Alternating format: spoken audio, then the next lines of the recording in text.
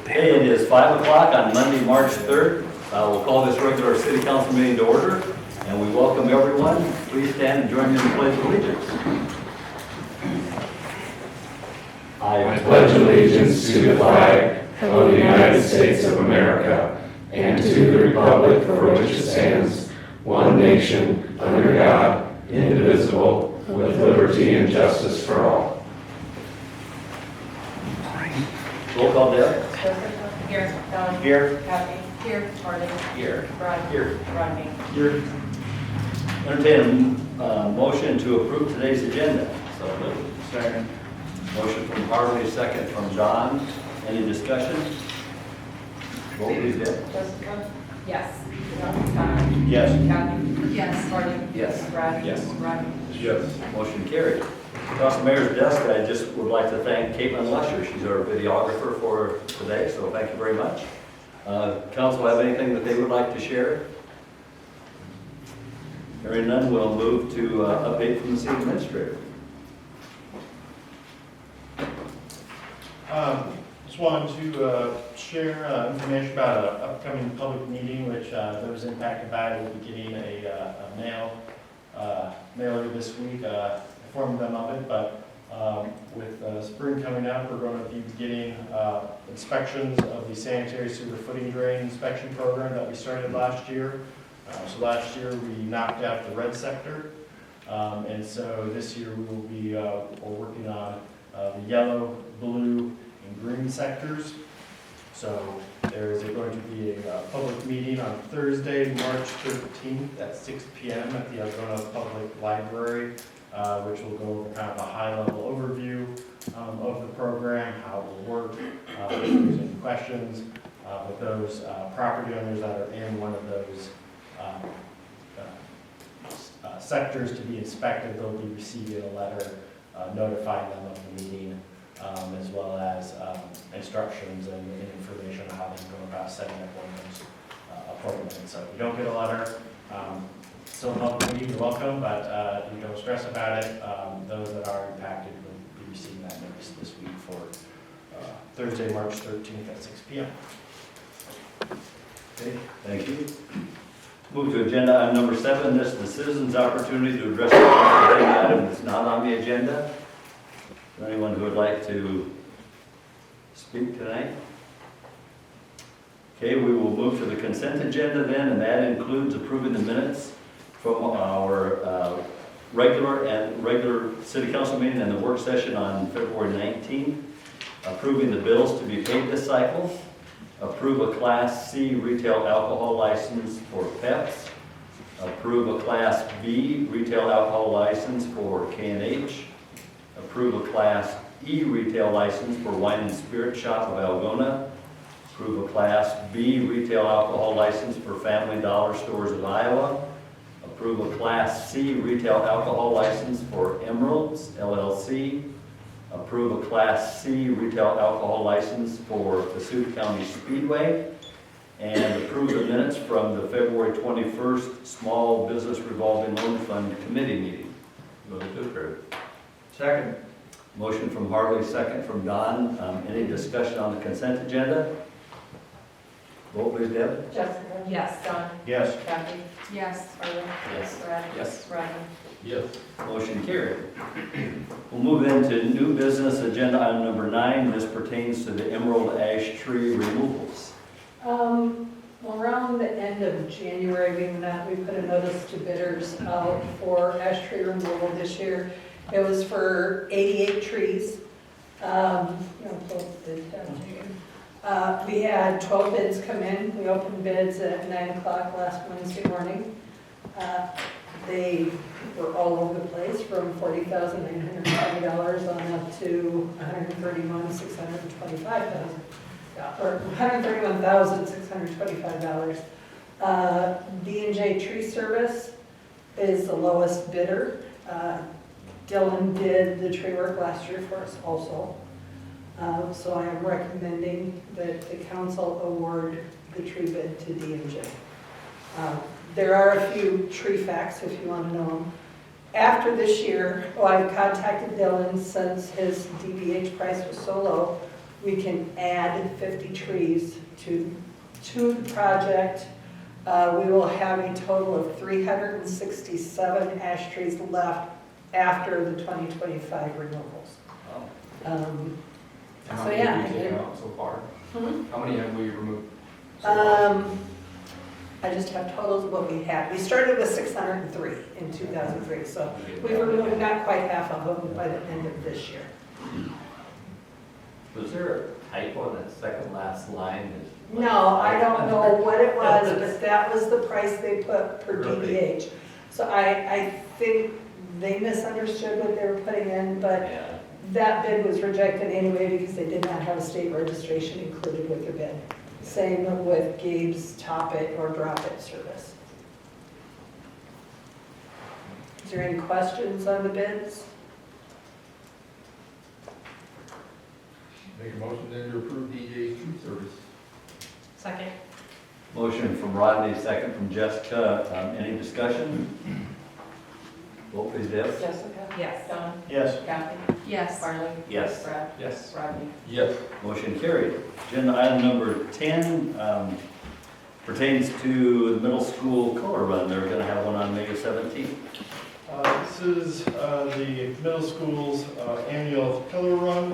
Starts at the middle school, and then goes up along State Street, and then close to the trailhead there on Fifth Drive. So this is the same route that they've done in years past, or I guess we've got people here, perfect. And we have applied for Okay. a little informational piece. It is our annual color run. We also partnership with a local organization, Season Center, to make it our mental health fair as well. So it's a color run, more of a community activity, young kids all the way up to adults and stuff. And Craig, go ahead and talk about it. I'll answer Yeah, questions. sure. So yeah, one thing that we talk about as we plan is, first and foremost, it's an activity for students and families to participate in the community. There's a fee as any fun run would have, but that's not primary for us. It's really to have something positive for our community to be able to do. And we have part of the entry fee this year is a donation to our school food bank Hmm. that we're starting. So we bring a canned good, non-perishable item. We've lowered the price, just bringing some canned goods. How's that, to help our families in need. So, but you do see the route, it's the same route we have used every year we've done it. Try to get across the heavy traffic roads and get into non-heavy traffic and work with the police department. They've been excellent working with over the years, so I don't know if you guys have any questions or. Your flyer says May 2nd, and our agenda says May 17th. So just wondered if we have some clarification on that one. I think last year was May 17th. I'm pretty sure that's May 2nd this year. I think it was last year was May 17th. It is May 2nd Yeah. this year. Yep. Yeah, this is, it was 2024, I don't know the date on the map, but yeah, it was Yeah, sorry about that. But yeah, it's May 2nd. Mhm. Every year it is, as you guys can imagine, school activities, a little bit of a moving target because we do try to steer clear of, high school activities, local activities and things like that. So yeah, May 2nd is the date for this year. So, How many registration, or what's the number of registrations you guys typically get? last year's 96. Was it? Nice. Yeah, 96 total. Some of those were young kids, just, let's go run. A couple of them were people that showed up that rode a bike. The last time we did it, I think the highest we've ever had is like 150 runners. That's when we did it on a Saturday morning years ago.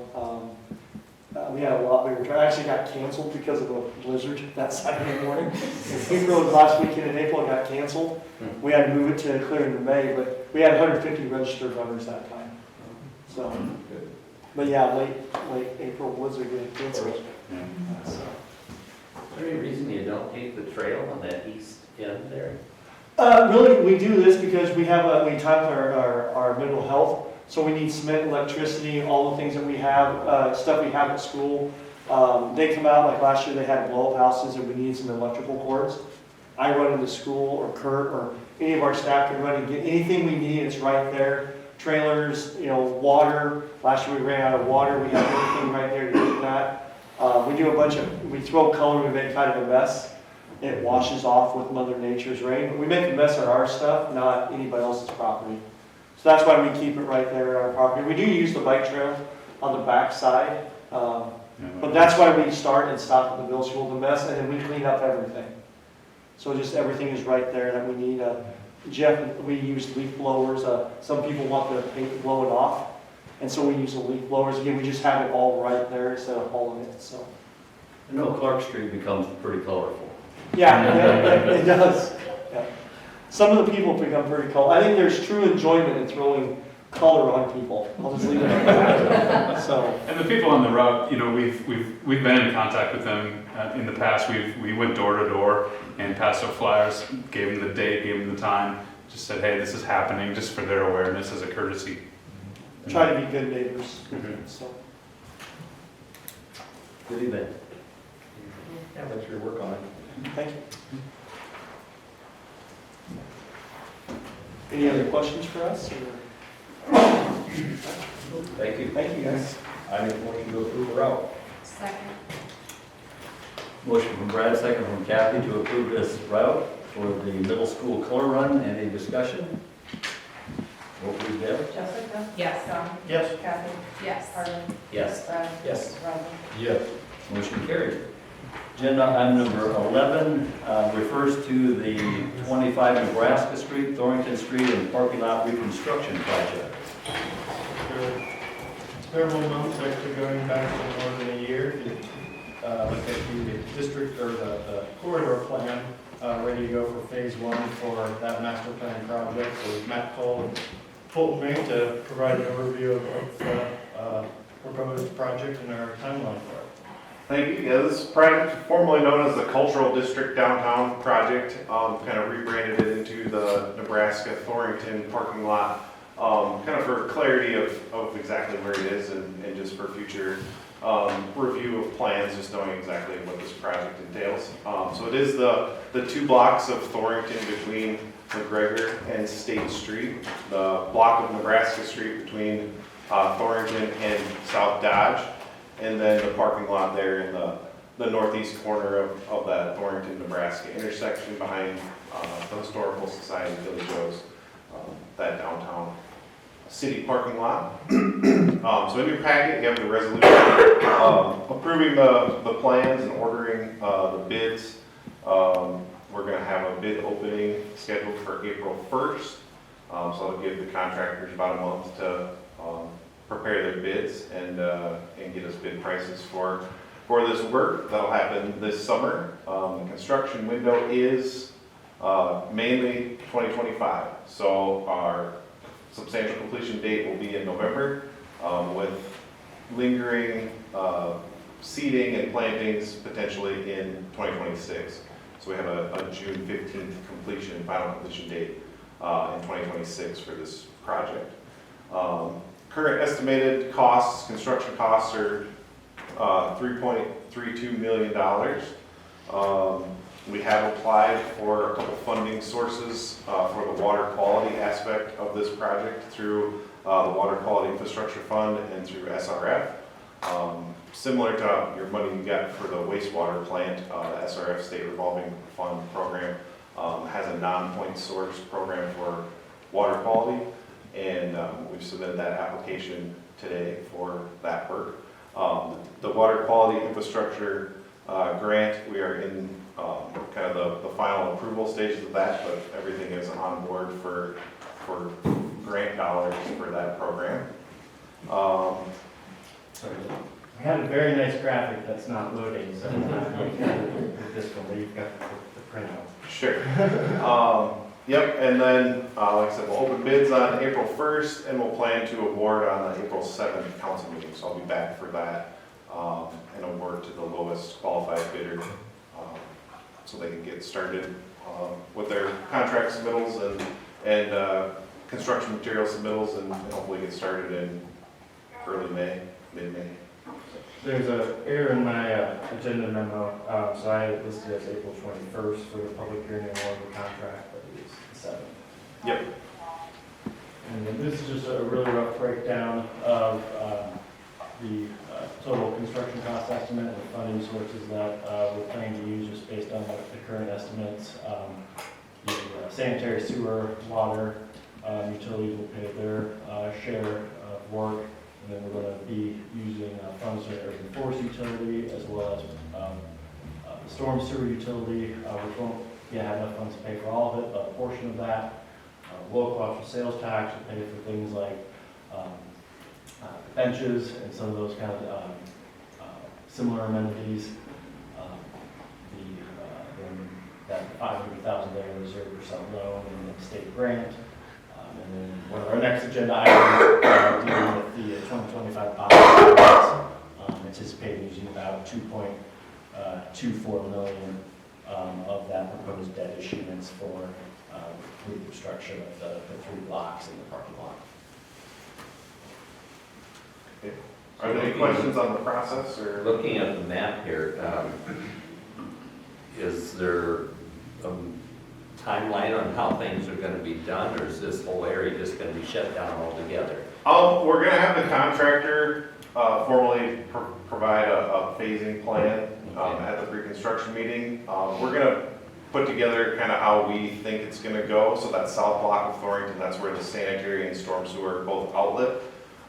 So typically we lay pipe from the downstream end moving upstream. So that first block of Thornton, that south block is gonna be the first block that gets reconstructed. And then I think the middle, the Nebraska Street, the middle block there, would be the next kind of phase. So that would leave the parking lot and the north block of Thornton open the longest, keep access to the parking lot, minus, the exit to Nebraska Street during the first 2 block phases of construction. And then the parking lot and that north block of Thornton kind of in the last phase. So that's how we envision it going. We don't want to necessarily dictate how the contractor does it, but just logistically, that's how it's going to go. And we'll work through that during construction, but they'll provide an actual phasing plan, how they think they can do it. In past downtown projects, we do have stipulations in the contract that no work can occur the Thursday through Saturday of Founder's Day as well as on Band Day. The kind of wanting to give the contractors some flexibility to keep things competitive and not having a specific deadline on phases. Which is important to kind of planning that with them to obviously keep as much open as long as we can. Once they get going on construction, it continues and it's not a start and a stop. Yeah, there won't be any delays that are, if it's raining, obviously that's an issue, but if they just bail on the site for 2 weeks, that's gonna be a problem. So we'll put all those stipulations in the contract to keep them on site once they get started working and move the project forward as fast as possible.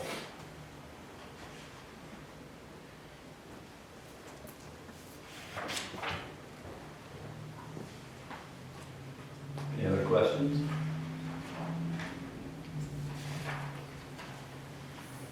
For a motion then to approve this resolution?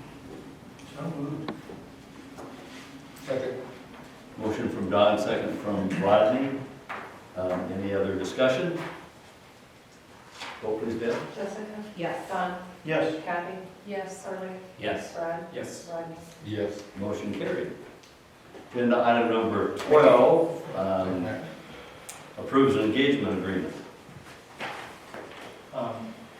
This pertains to the agenda item number 13, but with our plan to issue general obligation debt here in 2025. One of the requirements for that, as well as good practice, is to have bond counsel provide services in terms of making sure we're complying with all the requirements of the bidding and offer legal opinions on those and prepare that for us. So Oliver's and Cooney out of Des Moines is who we have used in the past for our bond counsel services. So this resolution approves the enclosed letter of engagement with them to provide said services. Motion to approve resolution. Second. Motion from Rodney, second from Brad. Any discussion? Vote please, Deb. Jessica? Yes. Don? Yes. Kathy? Yes. Harley? Yes. Brad? Yes. Rodney? Yes. Motion carried. Agenda item number 13, these next 4 agenda items, 13, A, B, C, and D, all pertain to the same topic, setting public hearings. So Jacob will expound on those and explain.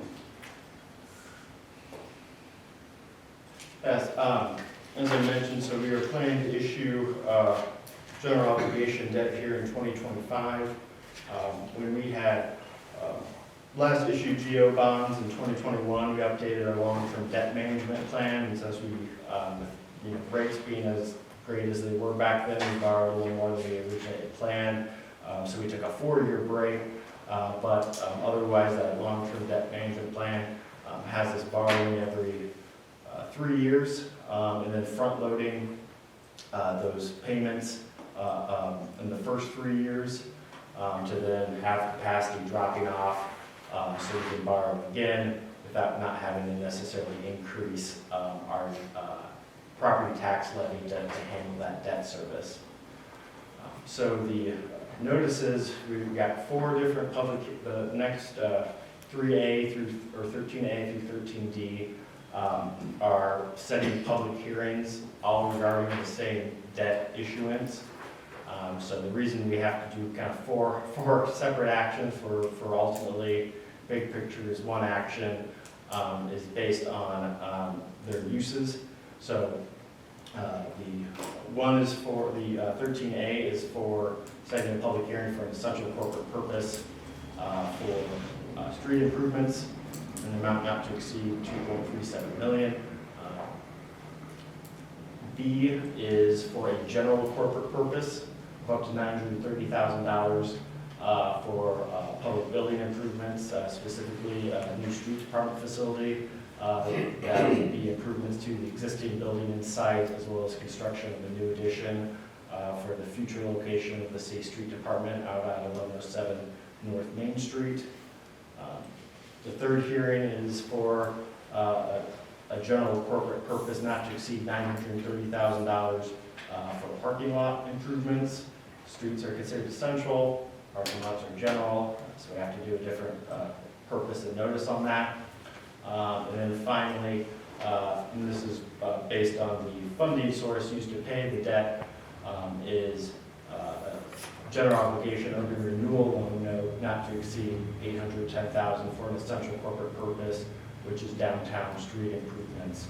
When the city updated our urban renewal plan in 2019, we had $750,000 in there for downtown commercial district street improvements. So that would be utilizing this. We ultimately intend to borrow $4.8 million, with likely receiving about 4.65 or 4.7 actual cash for construction. So part of the process is we kind of set the notice for above the amount just so we have some cushion, as well as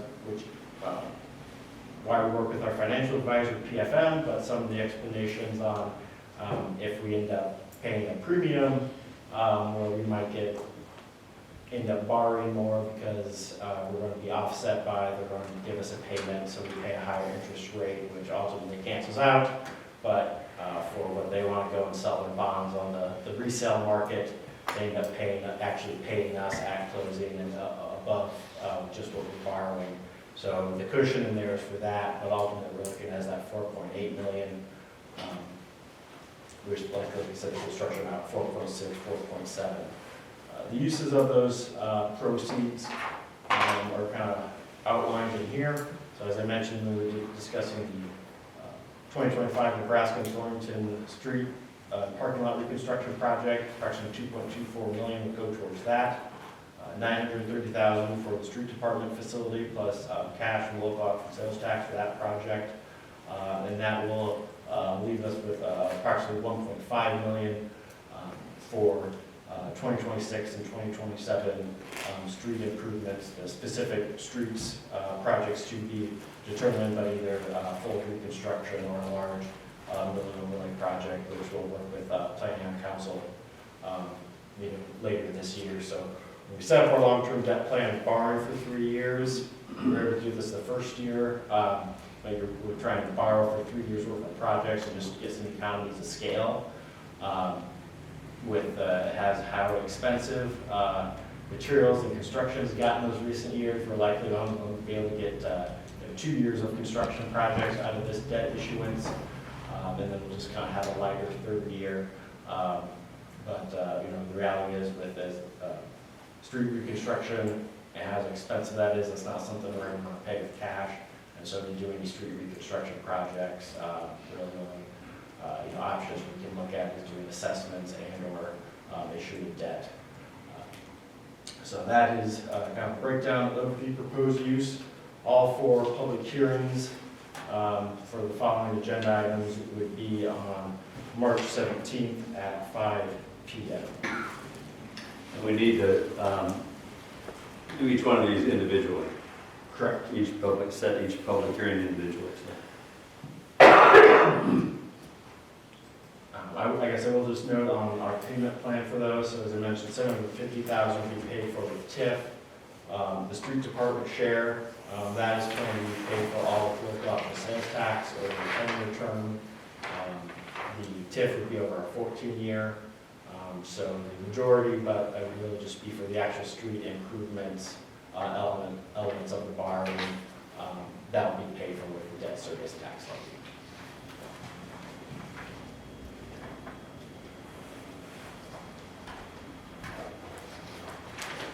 Motion to approve then 13A resolution regarding the public hearing. Second. Motion from Rodney, second from Brad, to schedule a public hearing for Monday, March 17th at 5 o'clock on agenda item number 13A.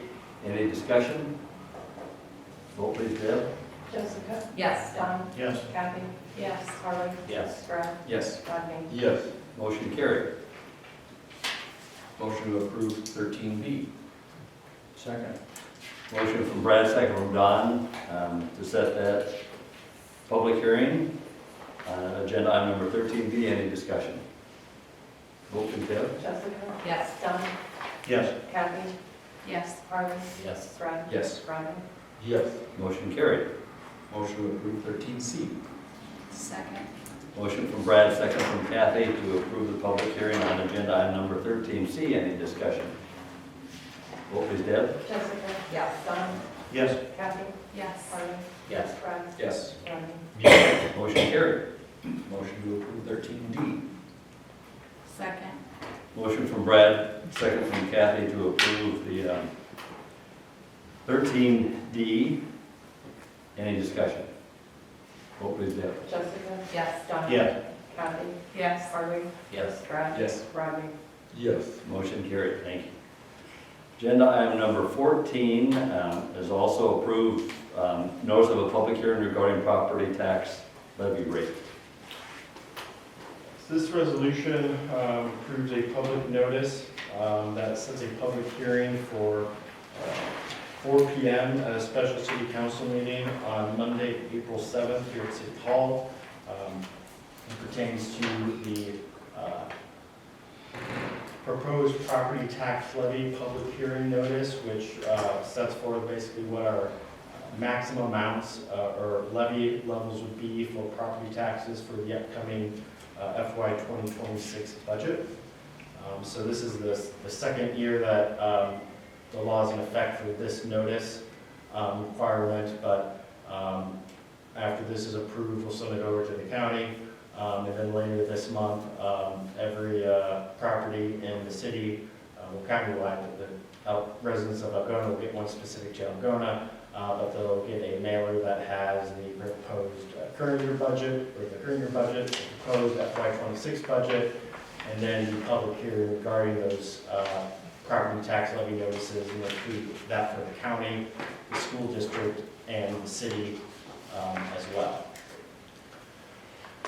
So the notice is generated on the state level, auto-populates with the inputs that we put in the state's budget software. But I do just want to note kind of a fortunate misleading aspect of the notice that we're going to try to just show some information to head off any concerns. So this kind of first column here shows the current FY25 budget. The taxable value, the debt service, and then what we're bringing in for. Zoom in there. Our property tax levy The middle column is if we didn't increase the budget at all, what that levy would be, and then what the impacts for 100,000 and a 300 residential and 300,000 commercial property would be. And then the far right column is the proposed maximum levy rates, again showing what that would be the impacts on a residential or commercial property. So it's different from this year's notice than last year's. Last year it showed a $100,000 residential property valued that in FY, that current fiscal year and the future fiscal year. This year's form for the commercial and residential assumes a 10% increase in the assessed value, despite this not being a reassessment year, which will only happen on odd years. So even if your levy is going down, it's going to look like you're increasing it. So it's that percent change from 13.6 or 15%. I can understand people see that and go, wow, that's a big increase. That is, I would call a flaw in how the notice is set up. That is not what's going to be taking place. So I had uploaded with the agenda a breakdown of what these funds actually look like and kind of the practical level impact. So these are following the same data, just set up a little different way. On the left-hand side here, we have our FY25 budget, and then our draft levy rates that are in the notice. So if you kind of drill down to the bottom there, what we're looking at in terms of actual property tax collections by the city will be increasing by $68,851 at most, or increasing by 1.54%. The increases are mainly to be attributed to increased in workers' compensation, insurance expenses, general liability expenses, and just increased operating expenses. But those are which the general fund levy, which pays for those, is capped in terms of the levy amount. So what actually goes into our general operating fund, that will be increasing by less than 1%. So it's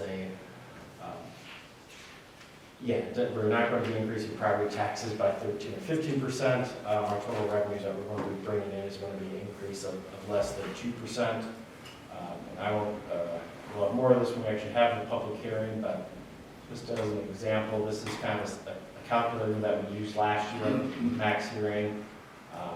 So this is the two example properties. And kind of what that max impact would be on two residential properties here in Algona, and it's looking at a 3.3% increase. And why that is still 3.3 for kind of a typical residential property is to get to that 1.5 is that there have been the state's expanded commercial property exemptions, as well as veteran, senior, and other property exemptions. So those have dramatically increased in recent years.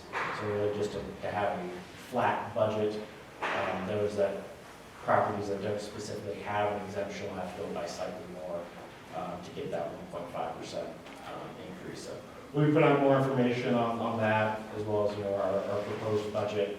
We just kind of wanted to preface at this point what we're looking at, kind of the reality and the misleading nature of the state notice.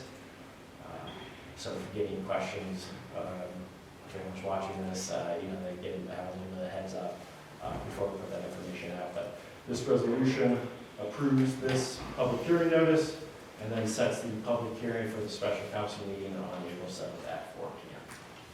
Who puts out that state notice, and why would they be so crazy about the way they're doing it? I mean, does that come from a certain department? I don't know the specific intricacies of kind of the final form of the notice, but it is dictated by legislation. It's the Department of Management that implements what the legislation says has to be in the notice. I mean, like, assuming a 10% property value increase in a non-property value increase year, That's ridiculous. Yep. I think every city across the state agrees with you. Yeah. Very confusing. And 10% street. I mean, some people might have seen that, but it's not an average. So, by no means.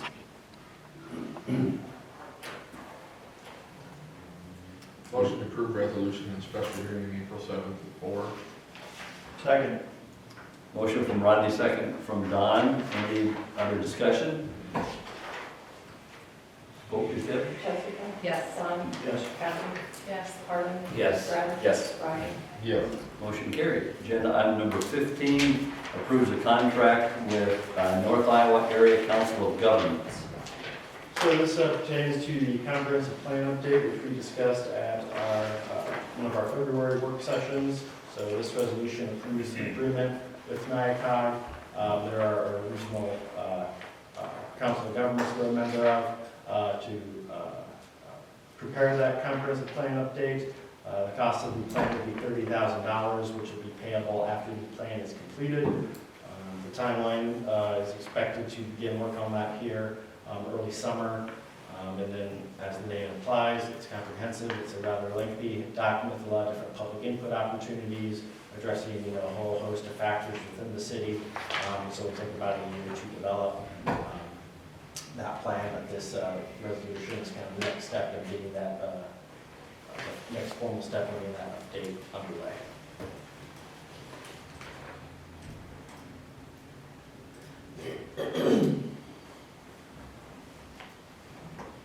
Move to approve. Second.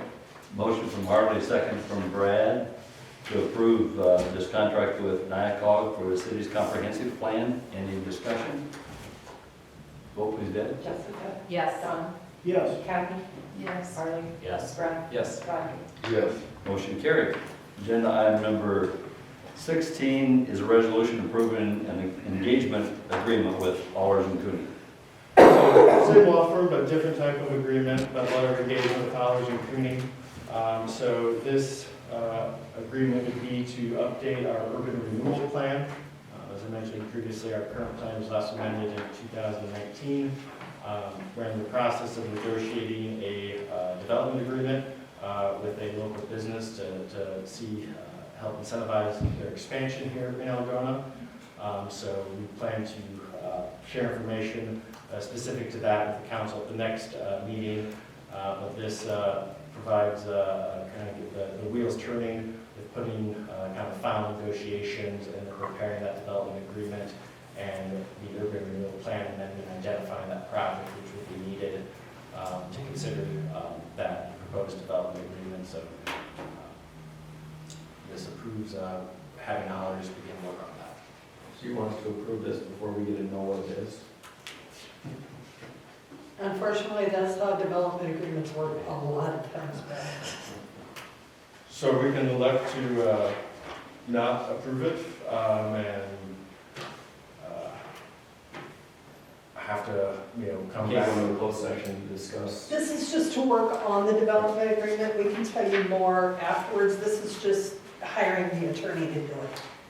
Which fees won't be incurred until we give them direction to do so. Okay.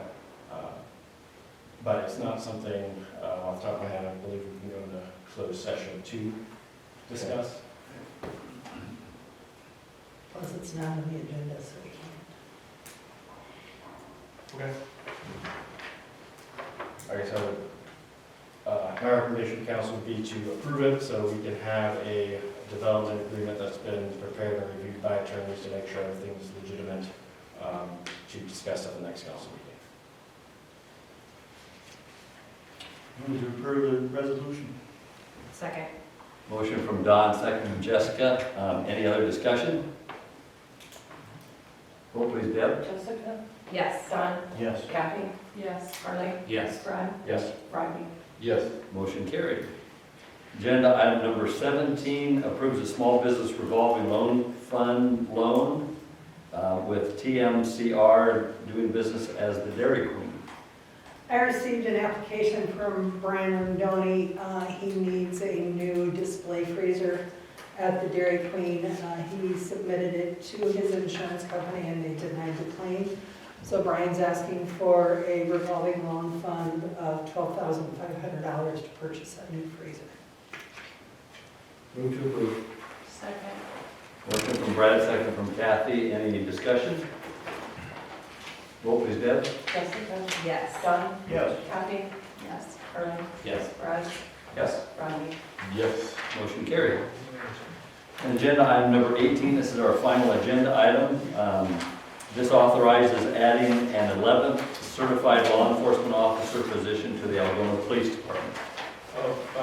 Chief Bo Miller can come up and speak on this a bit more, but just a little bit of context. So all of our city positions are authorized by council in our annual resolution. So whenever we have a vacancy, we can go ahead and post and hire for that because the position's authorized. If we're adding a position, we need specific council approval to do that. So this pertains to hiring a 11th officer for a school resource officer position.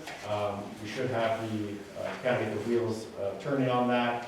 We should have a MOU with the school that we've previously reviewed here to approve at one of the next council meetings. But Yeah, I mean, pretty much what he said, it's been, the school board has passed on their end, this position, this position would be paid for 75% by the school, 25% for the city. With that, really, it's going into the school session of 9 months is that position would be with the school, and the summer months, and 3 months would be with the city of Algona. Yeah, we're kind of looking forward to moving to that next step right now, and we're kind of a two-step process we're looking at if this gets approved tonight. And we're gonna, step one would be an internal interview process to see who is interested internally, and interviews would take place, and then there would be, step two would be an external interview process and hiring process. So, any questions for me?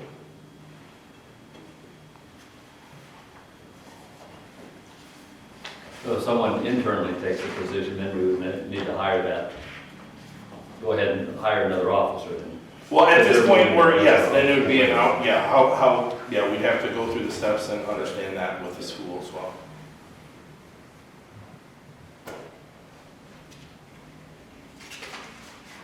Anybody have any questions for Bo?